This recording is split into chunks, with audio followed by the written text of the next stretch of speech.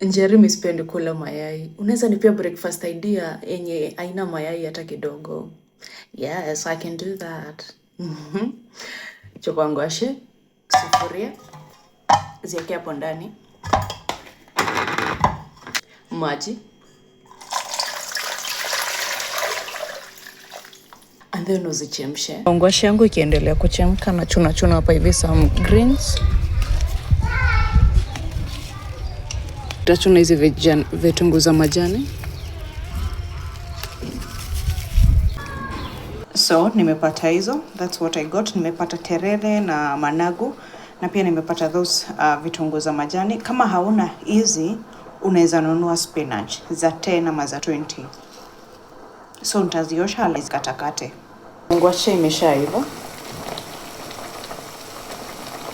Nitaitoa kwa pan, nitaweka mafuta. Eke sausages.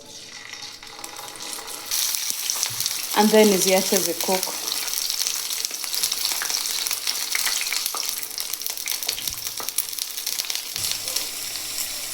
So sausages zimeiva, nitazitoa. And then in the same pan nitaweka chumvi. Nimereduce ile mafuta ile kwa hapo. And then niweke zile veggies zangu nilizikatakata zote pamoja mpaka vitunguu. Hizi nazikan for about 2 minutes na nizitoe. Hizi zikiwa hivyo ziko sawa, nitazitoa. And there you have your simple breakfast. Uko na greens, uko na sausages, unaweza weka avocado kama unataka but ni optional. And then you have your ngwashe. Yeah, bila mayai. Hapa hakuna mayai.